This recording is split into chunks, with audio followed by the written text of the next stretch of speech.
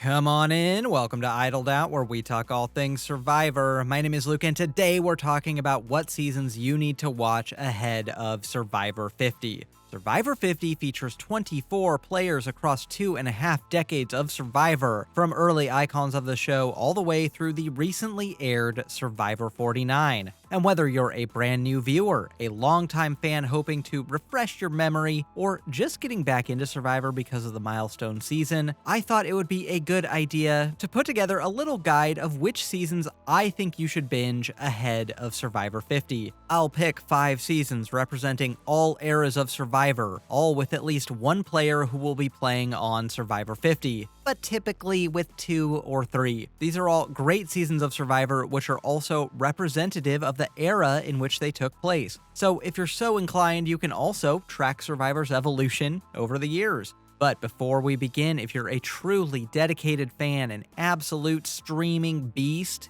here are all of the seasons featuring someone returning to Survivor 50, and I've put my personal favorites in bold. So if you finish watching the 5 seasons I'm about to talk about, well, there are some more recommendations right there. And if you just want to watch the best seasons of Survivor for a new viewer and don't necessarily care about watching seasons featuring players on 50, well, I've got a video for that too. For now, though, we're looking at 5 great Survivor seasons featuring at least one player on the upcoming Survivor 50. This video is spoiler-free outside of which players from these seasons will be on 50, and I'm only including footage from the first episode or 2 in clips here. So rest assured, you won't get spoiled on these seasons' outcomes, though I am including a few returnee seasons, which will obviously spoil prior placements. All that said, here are 5 seasons of Survivor you should binge before Survivor 50. We're going to start with the season where, if you can only watch one, this is the one, Season 37, Survivor David vs. Goliath, featuring Angelina Keeley, Christian Hubicki, and Mike White on Survivor 50. This is the season a lot of Survivor fans are going to tell you to watch first if you're a newbie. So in that sense, I suppose this is a pretty boring pick, but the season itself is anything but. Here's why fans love this season. 1. The exciting gameplay. This is a season of shifting alliances, big moves, and epic advantage plays. The season starts off a tad slow, but the strategy side of things really ramps up around the swap, and the foot is never taken off the gas. 2. The theme. This is the last X versus Y season, a well the show tapped very dry in the 30s. But the David versus Goliath theme, which is at its core just underdogs versus overachievers, is genuinely well done, with the Davids being rootable and lovable without it being too heavy-handed, and the Goliaths feeling mighty and imposing without being painted as inherently villainous. They could have taken an easier, one-note route, but they didn't. And finally, the 3 returning players on Survivor 50 are 3 of the best casting choices in the show's history. Of the 700-something players who have played Survivor across 50 seasons, I would put all 3 of these players in my top 50 casting choices of all time. And that's not to say the rest of the cast is bad. Pretty much every person here from start to finish delivers in one form or another. Pound for pound, this is one of the best newbie casts of all time. This is the season where, unless you're an early season purist, if you don't like this one, you don't like Survivor. An essential season for Survivor fans, especially ahead of Survivor 50. Now, let's go back a bit in time for some old school flavor with Season 16 Survivor Micronesia, featuring Sari Fields and Ozzy Lust. You want to see 2 of the most popular players of all time at their absolute peak? Here you go. In the post-All-Stars era, the show was kinda spinning its wheels for a while, trying new themes and formats and twists to see what works and what doesn't.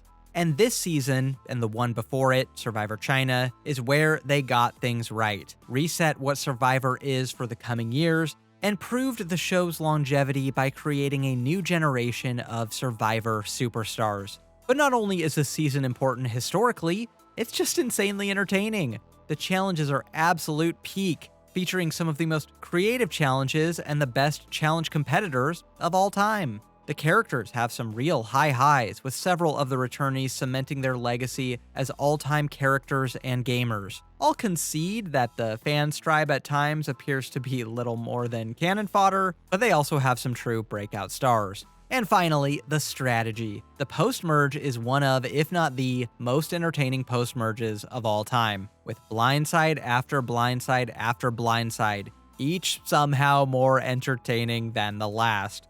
Seriously, my number 1 and 2 blindsides of all time are in this season. If you watch Survivor to have your jaw drop at Tribal Council, you cannot miss this one. There are other seasons of Survivor which can tell you more about human nature. There are other seasons of Survivor which are more representative of the show's original design as a social experiment. But Micronesia is Survivor at its crowd-pleasingest, popcorn-munchinest best.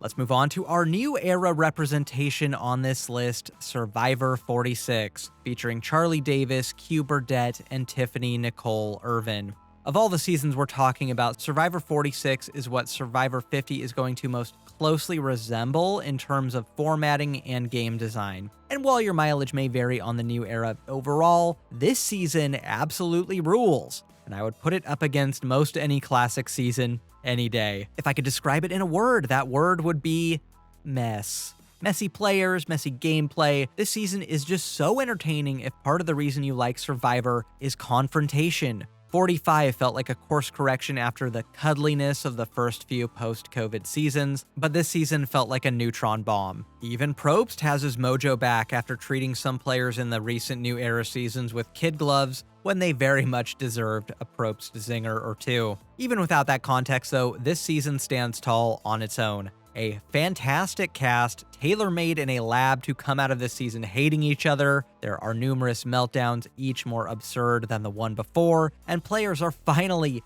vindictive, petty, and bitter again. This is not a cast getting together at Disney World after the season, I'll tell you that much. Strategically, I think this season is just middle of the road, but when the character stuff is this entertaining, I don't really need heady strategy to pick up the slack. And unlike a lot of seasons from any era, this one is truly a nail-biter up until the final moment, with a final tribal outcome still debated to this day. Finally, I'm going to leave you with a minor spoiler for this season. One thing's for sure, after Survivor 46, you'll never look at Applebee's the same way again. Let's look at another returnee season, Season 20, Survivor Heroes vs. Villains, featuring Sari Field, Coach Wade, Colby Donaldson, and Stephanie LaGrossa Kendrick. Look, I'm just assuming if you're doing homework for 50 that you're fine with returnee seasons which spoil some stuff. And this season is one of a few I would say is an absolute must-watch for any Survivor fan. This is a foundational text for Survivor, and it also provides you more bang for your buck than any other season in terms of players on Survivor 50. What do you say about the season that hasn't already been said? This is Survivor firing on all cylinders. 20 legendary returnees divided by a theme guaranteed to ensure tribalism, bordering on a blood feud. You're getting so many of Survivor's most popular and infamous players of all time, and also Candace, and almost everyone plays hard, fast, and dirty. Outside of the 4 players I mentioned earlier, this season's cast is just so insanely stacked with Survivor icons, it's not fair to other seasons. Parvati, Rob, Sandra, Rupert, Russell, Jerry, good God. One thing which may make this essential viewing for 50 is the possible parallels between this season and that one. In Heroes vs. Villains, there was a clear divide between the players who played before the introduction of immunity idols and after the introduction of immunity idols. The more loyal, measured style of gameplay from the pre-idol era clashing with the brazenness of players in the post-idol era. I imagine we'll see a similar juxtaposition in Survivor 50 between the pre-40 players and the new era players, as only the old schoolers who can adapt to the faster style of gameplay in Survivor's new era will survive.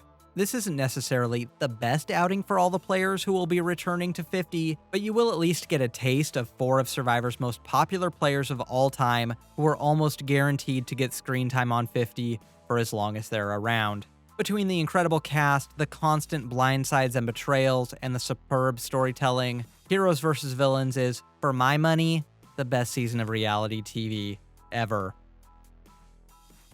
Finally, let's close out by going all the way back to Season 1, Survivor Borneo, featuring Jenna Lewis-Doherty on Survivor 50. Maybe you haven't watched this season since all the way back in the summer of 2000.